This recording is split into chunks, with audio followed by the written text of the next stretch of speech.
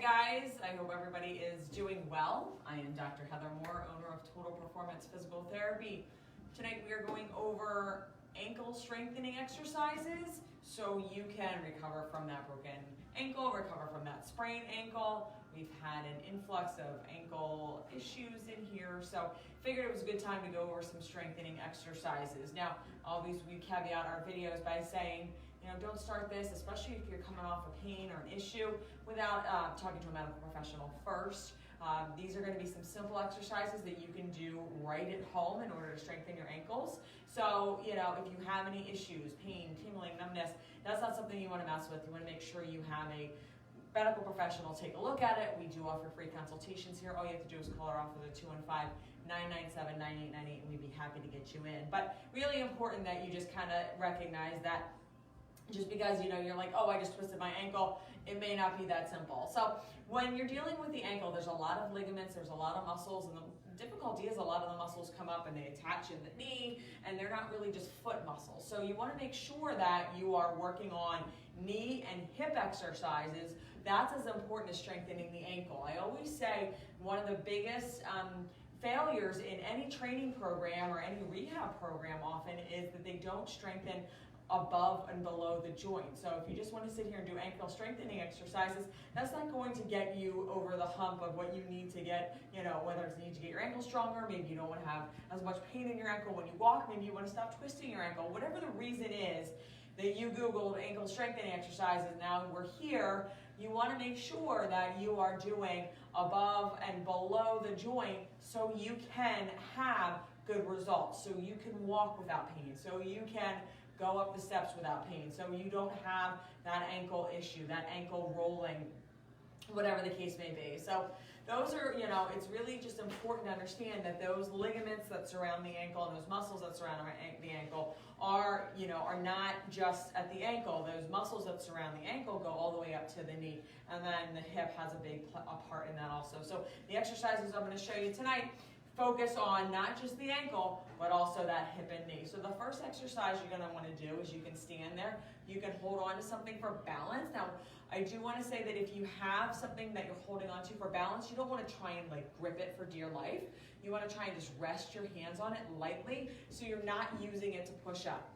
So the first exercise is just going to be a push up onto that ankle. I'm going to show you from the side too. So you're just going to push that heel up and back down. Now, if that's too hard, you can start by just doing both legs, nice and slow.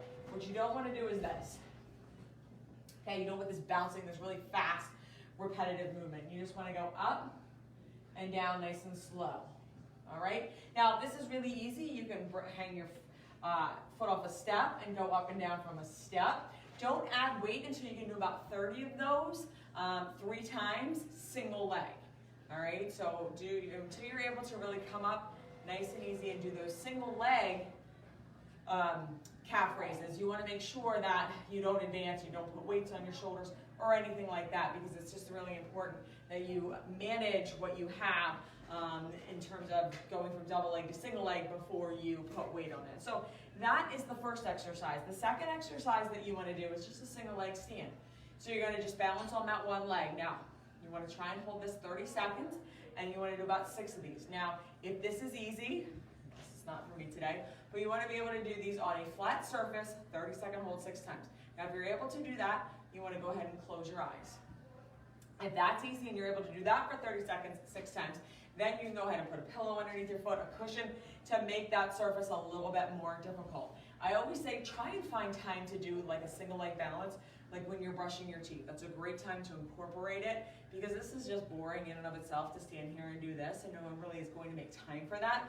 But find time in your day when maybe you're washing dishes or standing at the sink or brushing your teeth, sometime where you can just kind of pop up on one foot and you're able to do this. Now, a lot of times I always hear the excuse, I don't have good balance, my parents didn't have good balance, I have bad balance, it's hereditary.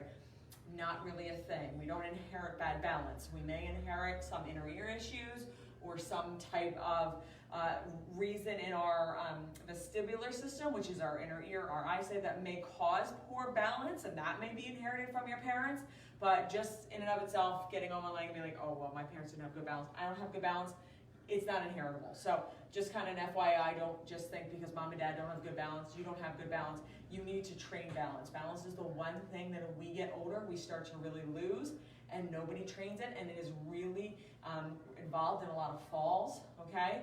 We're always walking and talking and not looking, we're on our cell phones. And this is the most important thing we can do. Closing our eyes simulates that not paying attention. No, you're not going to walk around with your eyes closed, but you do walk around looking at your phone, looking at everything else, talking. That's kind of taking that vision component out of it and teaching you to stand and to stabilize that ankle without having to stare at something. Using your eyesight for balance is kind of a little bit of a crutch. So once you get this down, you want to then go and just close your eyes, nice and easy. The next thing you want to do for ankle strengthening is tapping your toe. And this is something that always surprises people on how much it can get tired very, very quickly. So again, this is nothing crazy. You're just standing here and you're tapping your toe nice and slow. Do it for a minute. It's going to start to burn, okay? People are like always surprised. You can do the sitting, you can do the standing, but you just want to tap your toe. You want to bring it up as high as you can and then tap it down. Ideally, you want to do a minute 3 times. A lot of times, if that's the first time doing it, you're going to wind up with some burning on that minute, and that's okay. Try it again, all right? Especially as you get into that minute, it's going to get lower and lower and lower and not come up as high. That's perfectly normal. You really want to work your way up to being able to tap that toe for that minute and doing that 3 times, all right? So those are just some simple ankle strengthening exercises you can do at home. That single leg balance, that single leg stand, where you come up onto your toes, and then that toe tap. The first 2 are going to help with that hip too. So when you're doing them, you may actually feel some burning in the hip. Again, we're working that above and below. We don't want to do all these exercises sitting down, otherwise you're not going to help that hip and that knee as well as the ankle. You're not going to work the full length of that muscle.